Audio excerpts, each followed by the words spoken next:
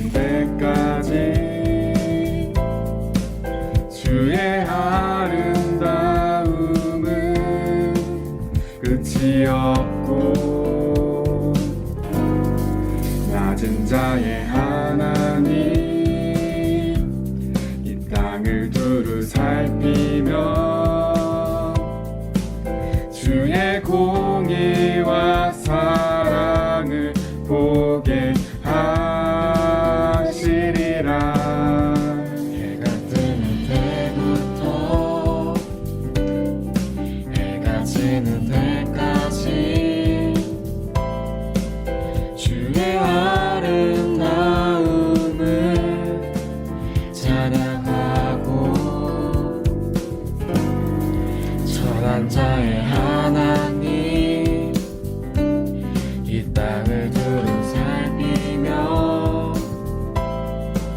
주의 선함과 인자를 보게 하시리라.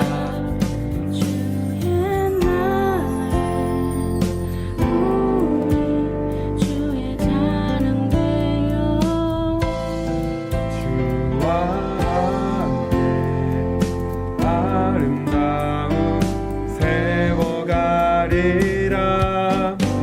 주의 사랑은 끝이 없고 주의 자비는 영원하며 시작에서 끝까지 한결같네. 주의 사랑은 끝이 없고 주의 자비는 영원하며 시작에서 끝까지 한결같네. 그 사랑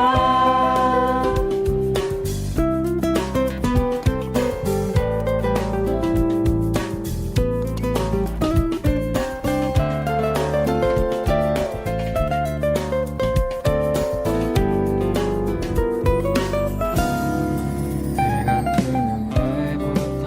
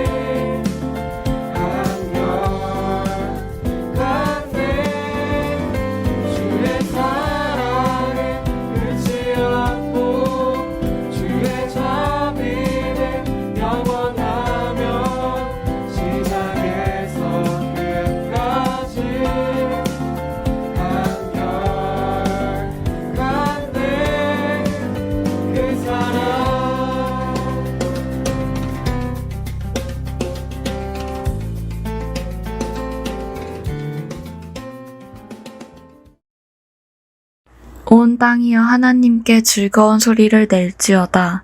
그의 이름의 영광을 찬양하고 영화롭게 찬송할지어다. 하나님께 아뢰기를 주의 일이 어찌 그리 어미하신지요. 주의 큰 권능으로 말미암아 주의 원수가 주께 복종할 것이며 온 땅이 주께 경배하고 주를 노래하며 주의 이름을 노래하리이다 할지어다. 아멘. 사도신경으로 우리의 신앙을 고백하겠습니다.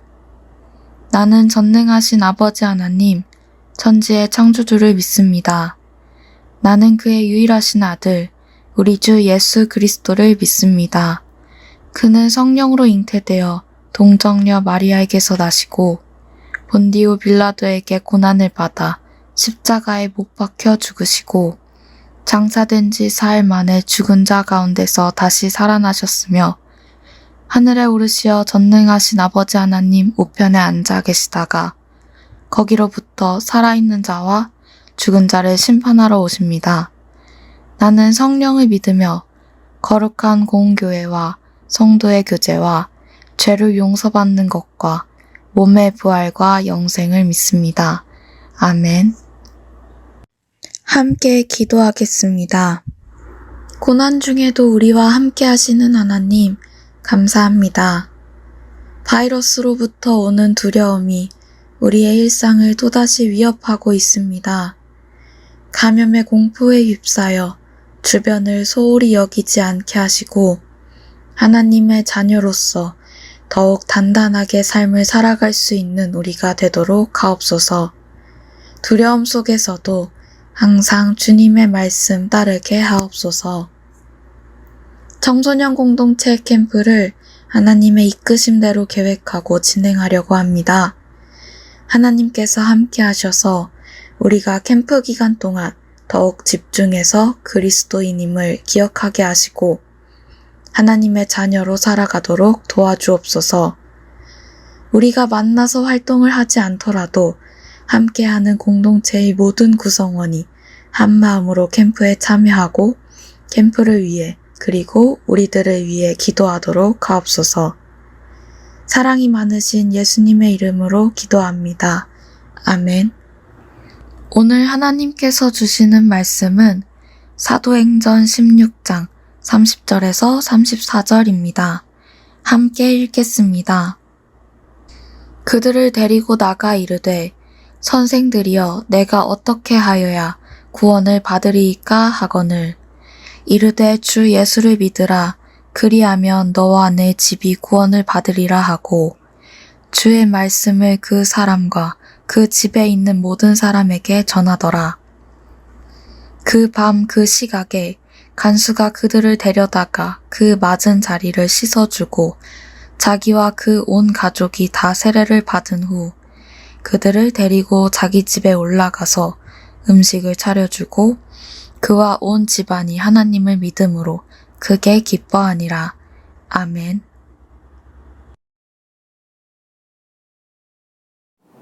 할렐루야! 예수님으로부터 오는 은혜와 평강이 우리 청소년 공동체 친구들에게 임하기를 소망합니다. 오늘 말씀 본문은 사도행전의 본문입니다.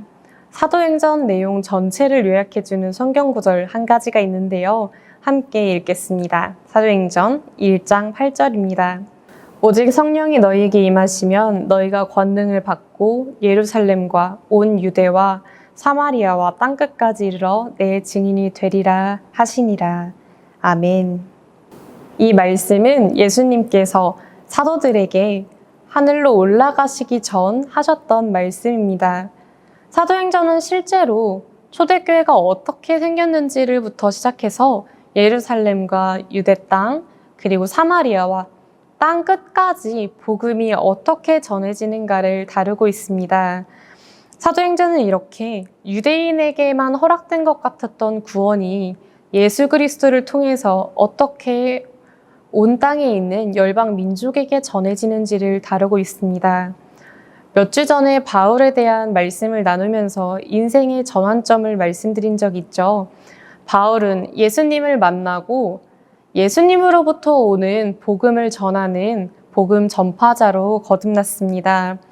오늘 본문은 그 바울이 복음을 전한 이야기입니다. 하루는 바울이 기도하는 장소로 향하고 있었습니다. 그의 옆에는 예루살렘 교회에서 그와 함께 파송된 실라라는 사람도 있었죠.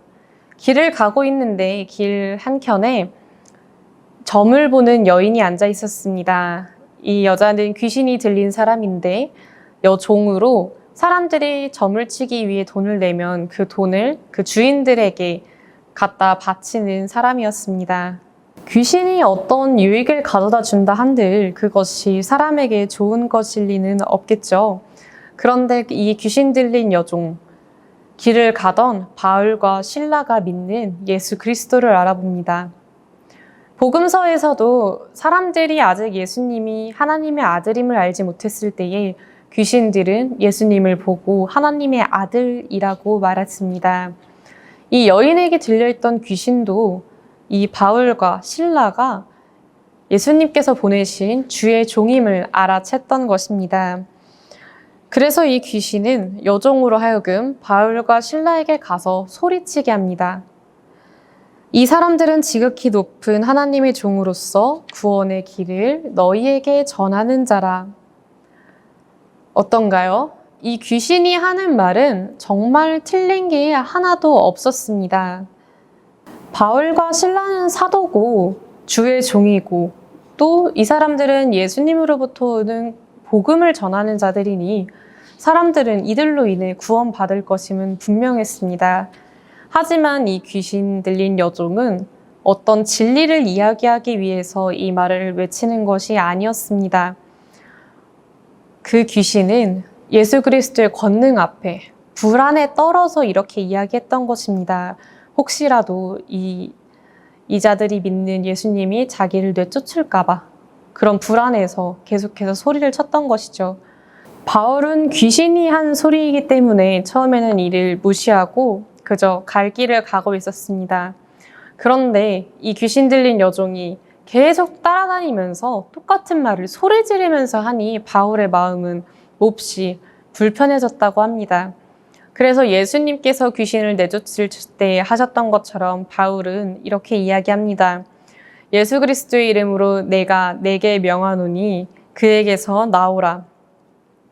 바울이 이렇게 말하자 그 귀신은 곧 그 여종의 몸에서 떠났습니다. 그렇게 바울로 인해 귀신으로 영역이 고통받고 있었던 여종은 귀신으로부터 해방될 수 있었습니다. 그리고 귀신으로 인해 점을 치던 자였으나 더 이상 귀신이 없으니 돈을 벌어다가 주인들에게 가져다 줄 필요도 없었습니다. 여인은 그 착취의 삶에서 벗어나게 된 것입니다. 누가복음 4장 18절, 19절의 말씀은 예수님의 취임 설교, 그러니까 예수님이 어떤 사역을 하실 건지를 이야기하는 본문인데요. 함께 보실까요? 주의 성령이 내게 임하셨으니 이는 가난한 자에게 복음을 전하게 하시려고 내게 기름을 부으시고 나를 보내사 포로된 자에게 자유를 눈먼 자에게 다시 보게 함을 전파하며 눌린 자를 자유롭게 하고 주의 은혜의 해를 전파하게 하려 하심이라 하였더라. 아멘. 예수님께서 생명은 경시되고 물질만 중시되는 이 세상에 오신 이유가 바로 이것입니다. 예수님께서는 억눌리고 포로된 사람들에게 자유를 주기 위해 이 땅에 오셨고, 그리고 제대로 보지 못하는 자에게 생명을 보게 하기 위해서 이 땅에 오셨습니다.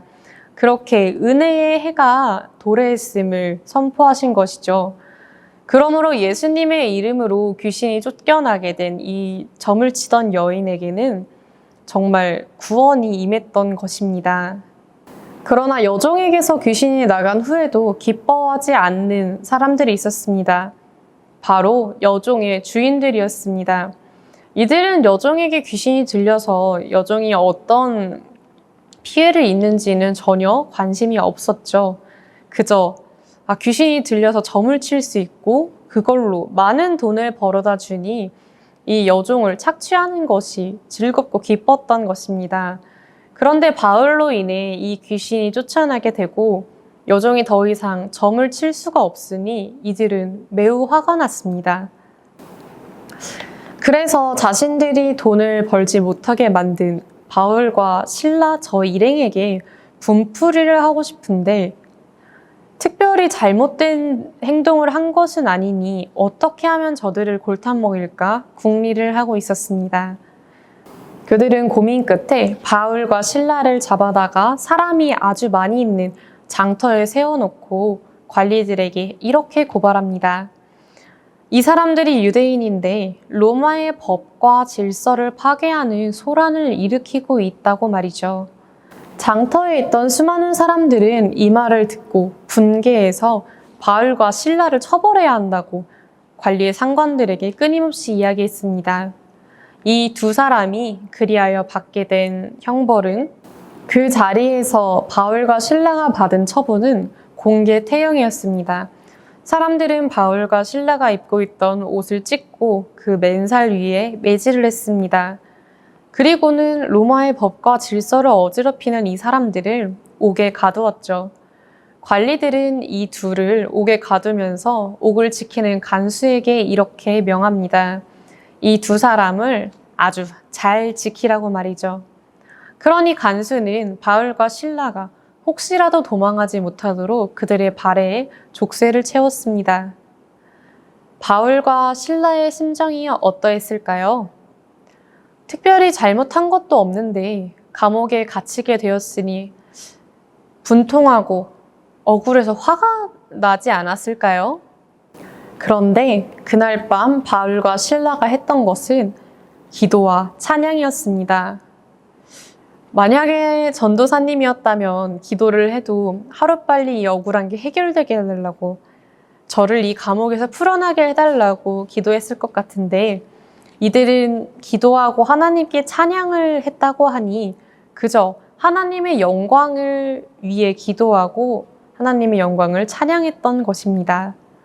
복음을 전하며 비록 시련을 겪고 있지만 그럼에도 구원의 확신을 주신 하나님에 대해 감사했던 것이죠. 그리스도인들은 세상의 가치와는 다르게 살아가는 사람들입니다. 귀신 들린 여종의 주인들은 물질만을 중심했기 때문에 그 여종을 통해서, 여종을 착취해서 어떻게든 물질을 더 많이 얻기 위해 노력했습니다. 그런데 그런 유익을 취할 수 있는 상황이 사라지게 되자 쉽게 화를 내고 분개하게 되었죠. 하지만 그리스도인들은 다릅니다. 바울과 실라는 예수님으로부터 구원을 받은 사람들이기 때문에 이들은 영원한 생명에만 관심이 있었습니다. 그래서 감옥에 갇히는 억울한 일, 힘든 일이 오더라도 그들은 낙담하지 않고 오직 이 영원한 생명만을 바라보며 하나님을 찬양할 수 있었던 것입니다.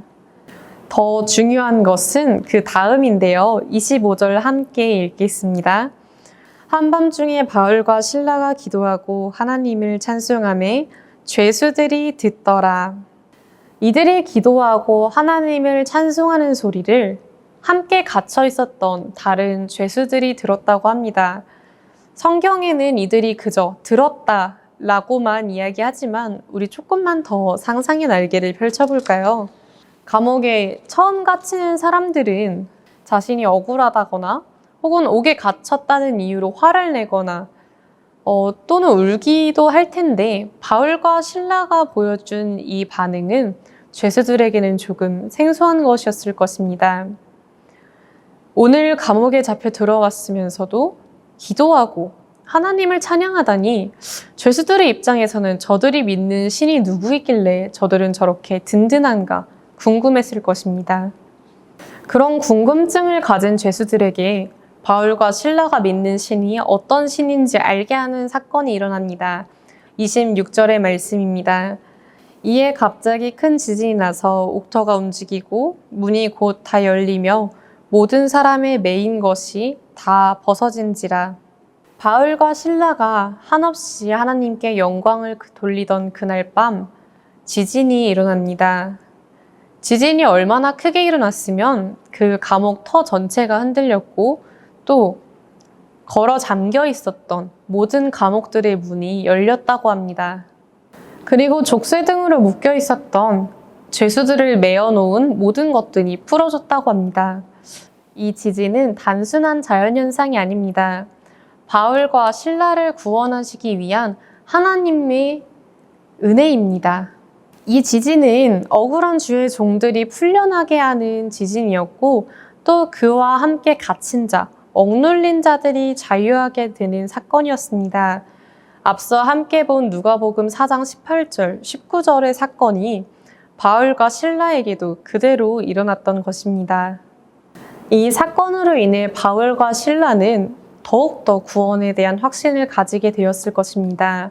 그리고 함께 있던 죄수들은 저들이 믿는 하나님께서 주시는 구원이 이런 것이구나 하고 그 구원의 감격을 잠깐 맛볼 수 있었을 것입니다. 갑작스러운 지진으로 풀려나게 되었으니 바울과 실라는 물론 죄수들까지도 이 지진으로 인해 풀려난 것을 기뻐하고 있었을 것입니다. 하지만 이 지진이 반갑지 않은 사람이 있었습니다. 바로 바울과 실라를 든든히 지키라는 명을 받았던 간수입니다. 이 간수는 새벽에 이들을 지키다가 깜빡 졸고 있었는데 그 사이에 지진이 일어나서 모든 죄수들이 달아났으니 자신은 이미 죽은 목숨이라고 생각했습니다. 그래서 이 간수는 스스로 자결하려고 합니다. 그때 바울은 다급하게 소리칩니다. 내 몸을 상하지 말라. 우리가 다 여기 있노라. 억울하게 갇힌 것만 생각하면 옥문이 열리고 내 발에 채워진 족쇄가 풀려졌을 때 바로 그 감옥 밖으로 나갔을 텐데 바울은 그리스도인이니 달랐습니다. 바울과 실라는 간수의 생명까지도 소중하게 보았기 때문에 그를 살리기 위해 도망하지 않았던 것입니다. 이는 조금은 이해하기 어려운 행동일 수도 있습니다. 바울이 풀려날 수도 있는데 계속해서 그 간수의 앞에 있으면 매질을 당하는 것보다 더 심한 형벌을 받을 수도 있을 텐데 도망하지 않다니 그만큼 바울과 실라는 생명을 소중히 여길 줄 아는 사람이었습니다. 바로 그들의 생명을 구원하신 예수님을 따랐기 때문에 그러한 태도를 취할 수 있었던 것입니다. 어떤 상황에 처했든 간에 생명을 바로 볼 수 있는 눈, 이것이 바로 그리스도인들이 세상을 살아가야 하는 자세 중 한 가지입니다. 우리 청소년 공동체 친구들이 바울과 실라가 그러했던 것처럼 이 물질만 중시하는 세상에서 생명을 귀히 볼 수 있는 하나님의 눈, 하나님의 마음을 가질 수 있게 되기를 축복합니다. 바울의 말을 들은 간수는 벌벌 떨면서 바울에게 다가와서 그에게 묻습니다. 어떻게 하면 내가 구원을 받을 수 있는지를 말입니다. 죽음을 앞두고 두려워하는 간수에게 바울은 예수님에 대해서 말합니다. 31절 함께 큰 소리로 읽겠습니다. 이르되 주 예수를 믿으라. 그리하면 너와 내 집이 구원을 받으리라 하고. 아멘. 그 길로 바울과 실라는 간수의 집에 가서 예수님이 온 세상을 위해 고난받으시고 십자가에 달려 돌아가셨다가 부활하신 그 복음의 소식을 전합니다. 그리고는 간수와 간수의 가족들에게 세례를 베풀죠. 간수는 자신이 체험한 이 놀라운 일을 믿음으로 고백해낼 수 있었던 것입니다. 그렇게 할 때에 간수는 34절과 같이 그와 함께 온 집안이 기뻐했다고 말합니다. 오늘 본문에는 바울과 실라로부터 복음을 전해받은 사람들이 아주 많이 나옵니다. 직접적으로 예수님의 이야기를 전해 듣지 않아도 체험을 통해서 예수님을 알아간 사람들이 있었던 것이죠. 누가 있었나요? 귀신이 몸에서 나가게 된 여종이 있었고 또 바울과 실라와 함께 감옥에 갇혀 있었으나 지진으로 인해 자유를 맛보게 된 죄수들이 있었습니다. 그리고 마지막이 죽을 위기에 처했으나 바울과 실라로 인해서 살게 된 이 간수입니다. 이들은 모두 자신을 둘러싼 현실적인 어려움을 겪고 있을 때에 하나님으로부터 오는 은혜로 그 어려움을 극복해낸 사람들입니다. 하지만 그 경험을 통해서 믿음으로 나아간 사람은 간수밖에 없었습니다. 여종과 제수들은 그런 엄청난 일을 겪었음에도 불구하고 그 이후에 그들이 믿음을 가지게 되었는지, 세례를 받게 되었는지, 혹은 그 기쁨을 누렸는지에 대한 내용은 성경 본문에 나와 있지 않습니다. 그들은 자신의 생명이 살아나는 것을 경험했으나 그리스도인이 되는 단계까지는 나아가지 못한 것입니다. 간수는 여종과 제수들하고는 어떻게 달랐길래 세례를 받고 그리스도인이 되어 기쁨을 누릴 수 있었던 걸까요? 죄수는 놀라운 사건을 경험하는 데서 그치지 않았습니다. 그는 그 사건을 통해서 자신의 삶의 주인 되시는 분이, 자신을 구원하시는 분이 예수 그리스도임을 스스로 고백했다는 점에서 다른 사람들과는 차이점이 있었던 것입니다. 오늘 본문의 이야기는 거듭난 삶은 어느 날 내게 기적이 임한다고 해서 갑자기 사라지는 것이 아니라는 것을 보여줍니다. 그저 사람이 수동적으로 내게 큰 기적이 임해서 나의 삶이 달라지겠지라는 기대를 하는 것으로는 달라질 수 없다는 것을 말합니다. 내가 살면서 나의 일상에서 누리는 은혜들, 하나님께서 내게 행하시는 일들을 보고 내가 스스로 내 삶을 주관하시는 주님이 나의 구원자이시구나 라고 고백할 때 우리는 그리스도인이 될 수 있습니다.